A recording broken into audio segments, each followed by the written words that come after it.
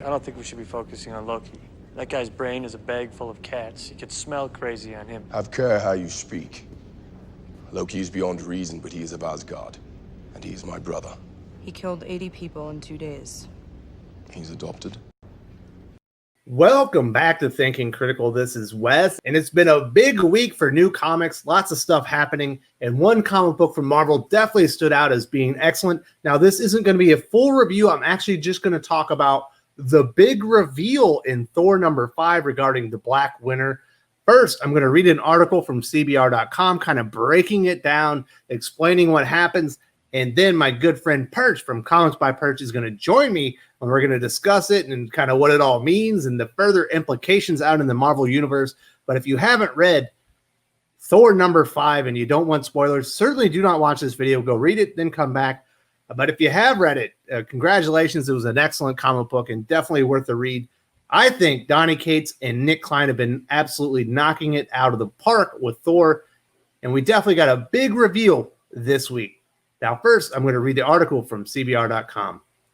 In the pages of Thor, a dangerous new threat that's unlike any the Marvel Universe has ever faced before manifested itself in the form of the Black Winter. It all began when a wounded Galactus crashed onto Asgard, warning that the Star Plague was coming to destroy everything and everyone. As he explained it, the Black Winter is the entity that killed the universe that preceded the Marvel Universe, the one that Galactus hailed from when he was still a man named Galan. In previous issues, we saw this malevolent, sentient storm destroy other universes, and Galactus's warning showed it had now set its sights on the reality of the main Marvel Universe. To try and stop it, Thor was made Galactus's new herald, and it was decided he would lead the Devourer of Worlds to 5 planets that, when consumed, would make him more powerful than ever before. Now, in Thor number 5, the powered-up Galactus and his new Herald of Thunder face the Black Winter, only to learn it's not after the universe after all. By the end of Thor number 4, Galactus has consumed all 5 planets to achieve a powerful new cosmic form. Thor, wielding both the abilities of the God of Thunder and the power cosmic, stood by his side despite the great animosity between them. Together, they prepared to fight an enemy that dwarfed both of them in comparison. In Thor number 5, the battle between all 3 cosmic powerhouses leaves the universe shaking in its wake. All 3 characters unleash their powers against one another as Thor and Galactus try their best to stave off the end of the entire universe. However, things got a lot more complicated and possibly treacherous when Thor finds himself inside the Black Winter. There, the sentient storm takes a dark human form to commune with both the God of Thunder and the Devourer of Worlds. Naturally, Thor exclaims that the Black Winter won't win and it will not destroy the universe. And faced with this threat, the Black Winter makes a startling revelation. The embodiment of the Black Winter explains that it is not there to consume the universe, seemingly surprised that Galactus said that was its purpose. Of course, Thor is left confused, and Galactus quickly tries to dismiss the statement as a lie. However, the Black Winter quickly follows by revealing that it is really after Galactus, who the Star Plague described as its herald. This shocking revelation completely redefines what we've seen throughout this arc. Galactus was the one who first briefed Thor and the rest of his cosmic council on the Black Winter. Since he was essentially the only character to have ever faced it, everyone believed him, not considering the possibility that he was lying. In response, Galactus was giving a massive power-up in the hopes of saving the universe. However, it turns out reality was never under threat from the Black Winter. Galactus simply used everyone to give him a fighting chance when the Black Winter came for him and him alone. Worse still, 5 planets were sacrificed to give him his new abilities, and now we know this was done under false pretenses. Thor surely won't like that, especially considering he already had major issues with Galactus destroying these 5 planets, causing countless deaths. What's more, this revelation changes our perception of who Galactus is. He is a character whose arrival has always been announced through his own heralds, but now the revelation that Galactus himself is a herald makes him kind of a cosmic nesting doll who simply recreated a system that he was apparently a part of. Clearly, Galactus has no interest in returning to his role as the Black Winter's herald, but now that Thor knows the truth, it's quite possible the Herald of Thunder will turn on his master. And if the last time they fought is any indication, things don't look too good for the Devourer of Worlds. So there it is, folks. That is the article. Galactus was lying the whole time. He, in fact, is the Herald of the Black Winter, and he's looking to free himself. He needed to power himself up with those 5 worlds. Of course, we know Thor aided him in this, and potentially billions upon billions of people were murdered in the process. So Thor has definitely been hoodwinked. He's going to be pissed, and he's going to need some retribution. Although Galactus is at an all-time power level because he has consumed these 5 worlds. Very exciting stuff, and certainly has huge implications for Thor and the entire Marvel cosmic universe moving forward. Now let's bring Perch from Comics by Perch on the channel and talk about what this all means. So Perch, we finally get this Thor number 5 that we've been told has a big reveal in it, and my goodness, that is a big reveal. So the Galactus, the Eater of Worlds, is actually the Herald of the Black Winter. Did you see that one coming? No, it was good. That was a good reveal. It fleshed out a lot of the backstory of Galactus, which was really cool. And I liked what they did with the characters, and it made it feel like a real sizable threat for a change. We haven't seen that in comics for a while. Yeah, it was a fun. I think Donny Cates has actually been doing a bang up job on Thor so far. And I was starting to believe what Larry was selling there on when I talked to him, that maybe Galactus and Null were all, the Black Winter and Null were all going to be, kind of related, and they was going to be kind of the same threat. But it's quite apparent that this really isn't related to Null and some of the things that are going on in X-Men and in Venom right now. Mm-hmm. But when you think about what was just revealed about Galactus, like what kind of holes does that fill in for you? Well, I mean, the story of Galactus and being the survivor of a universe and everything else, it was never really fleshed out. And I think Donny Cates did an interview recently where he asked that as well. It's like, how exactly did he survive? How, what was there any story there? And there wasn't. It was kind of a missing part of his origin. And so it fills in a lot of how he got his powers, how he transcended, how he was the lucky survivor in this universe to make it into the next one. And it was a great reveal. I like that it set up a really powerful cosmic level threat. Marvel tends to, I think, of late, not do that very well of setting up really big threats, really, really significant moments.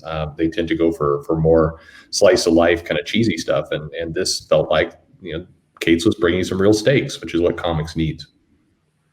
Yeah, there's also, with that reveal is the implication, or Thor has made a gigantic mistake in aiding and becoming the Herald of Galactus, because that last planet, Galactus, was like, I have to eat it now. I need this power. He was not able to evacuate it. Millions, probably billions of people died because Thor aided him. And that feels like something that he's probably going to have to make up for or atone for, because he has made a huge mistake. Yeah, absolutely. I think it's, part of this is in leaning into Thor. And I give Cates credit. I think he gets Thor and a lot of what makes him the character he is. There is that sense of arrogance, maybe that sense of rushing into things before you've thought them all through. And so a lot of this story really does look like it's hubris. It's Thor is realizing that he rushed in too quickly and his actions have real consequences. In this case, with godlike powers, he has godlike consequences. A planet destroyed, as you said, billions, and fractures with his friends. The comic opens up with kind of his friends wondering what's going on with him, and you sense that there's some issues there. At least there's with Beta Ray Bill and Sif, and so I think it's really coalescing a lot of things. And then we get the kind of moment in the comic of saying, there is a threat coming for you, Thor. There's something slithering through me, and that may be where Noel. Cates does like to tie his things in slightly. I don't think it's the same character, but maybe there's some connection that appears at some point, but we learn that there's a real sizable threat coming for Thor, and it most likely hinges upon this idea that the hammer is getting heavier, and that there's a reason for that, and it's not because he's unworthy, it's because these things are mounting up. Yeah, there's a lot of really interesting reveals. Finally, he finally goes into the eye of the storm and into the Black Winter, and he kind of takes on a human form, and he's changing his form to different foes that Thor has fought throughout time. And finally, there's a picture of a ton of enemies, and he's like, "This is how you're going to die." literally, is Thor going to end up facing a gallery of his biggest villains, or do you think that was more metaphorical? I think that was metaphorical. I don't think that these particular characters are going to team up. A lot of them are doing their own things. Apocalypse certainly has his own story and everything else, but it was really cool. I like the fact that we get to this moment where Thor is facing threats, and part of this whole sequence is telling Thor, this is how you die. These are the huge level bad guys that can take you out, that are real threats. Now Thor is here probably more powered than he's ever been. He's the strongest Avenger by a mile at this point. And we see that, we see real threats against him. This has a weird, even though it's metaphorical and perhaps a vision, it elevates these villains. And that's what Marvel desperately needs. It needs to elevate villains. Well, they certainly elevated Galactus. He's super powered now because he's consumed these 5 planets so that he could himself fight side by side against the Black Winter. Obviously, we found out that he lied to gain that power, essentially evading the entity that he was the herald for to begin with. And he's trying to break himself free. That's the way I took it. Yeah, there's a certain kind of parallels between the Silver Surfer and Galactus struggles here. But I also think there's another layer to this. I think really both characters are lying to some extent. I think the Dark Winter is lying here. This entity. I think Galactus has lied. I think that there's some nuance between the two. There's an interesting dynamic going on here, and I think it sets Thor up in the middle of this battle he really doesn't want to be a part of, and there's big stakes. So it's just a solid issue. The art was really on point. The coloring often gets dismissed, but that was incredible. The way the color worked was really good. Yeah, there's some fantastic images out there from Nick Klein. He's really been knocking it out of the park with this series. So if you were to guess, I imagine that Thor is going to be fighting Galactus rather soon, but the Black Winter is still obviously a threat that's still there. Although he says he's not here to consume the universe, he's just here for Galactus. But where is this all leading? What's the big picture that Donny Cates is painting for us in Thor, and where is this heading? I think that my feeling is that this is going to set Galactus up as a villain, very firmly as a villain again. I mean, he's been kind of teased as a hero in the last 10 years or so, or a good entity with the Ultimates series that Al Ewing wrote, and as more of a cosmic force. I think that Donny Cates is really putting Galactus as a firm threat to the universe, and I think this escapes with as you said, a more powered Galactus, somebody that Thor needs to take on more responsibility to protect the universe from. I think that's where that's going. I think that the Dark Winter, it's hard to tell exactly where that lands. This is clearly an all-powerful entity, and they're not just going to dismiss it, but I can't even begin to predict. I think that there's something going on there. I don't think anyone's dying or going to go away with this. I think everybody emerges a little bit more powerful. I think Thor emerges with a little bit more responsibility and kind of this worry, this paranoia and threat of this thing coming for him. And again, maybe Marvel does have big plans for Cosmic. Maybe this is some of the ways they're resetting the board a little bit to make space more dangerous, and that would be pretty cool. Well, Thor certainly has a heavy crown right now. Like we mentioned, he just assumed the throne in Asgard. He went off to go save the universe from the Black Winter. Turns out he was fooled. He accidentally powered up in Galactus. But in that time, not only was that one planet consumed where everybody essentially died, but he evacuated the 4 other planets, I believe, to Asgard. So his kingdom has grown. He has entirely new people in his kingdom that he has to take care of. And there's certainly going to be conflict and things like that. So I don't think Thor is going to have an easy go of it as the new Allfather. No, not at all. And I mean, some of the refugees to his location don't like him. I mean, they're not going to. He was part and parcel in getting their worlds destroyed. So I think there's going to be a lot of uneasiness there. I think we're going to get a lot of kind of civil war within Asgard. We're going to get more races battling. I think there's a lot that's being set up here. The question I would have is Donny Cates on this for 5 more years, or is this, I would love to know that. One of the downsides to Cates, and I think a lot of people at Marvel right now, is that they come on and they have maybe some of these big ideas, but then they're on the book. The book is relaunched in a year and a half, and so it always falls very flat. And Cates likes to put up really big things, we're seeing that he is getting a longer run with Venom, and that's good. Hopefully he's getting a longer run with Thor. I just wonder, is the temptation as Jason Aaron starts to wrap up his Avengers run, the rumor is that it's Cates that would go there. I would hope not. I would really like to see him stick with his title for many years and just fully explore out these ideas. It would be a big ask for him to be the writer for Avengers, Thor, and Venom. Yeah. And likely be the head man for an event or two in there at the same time.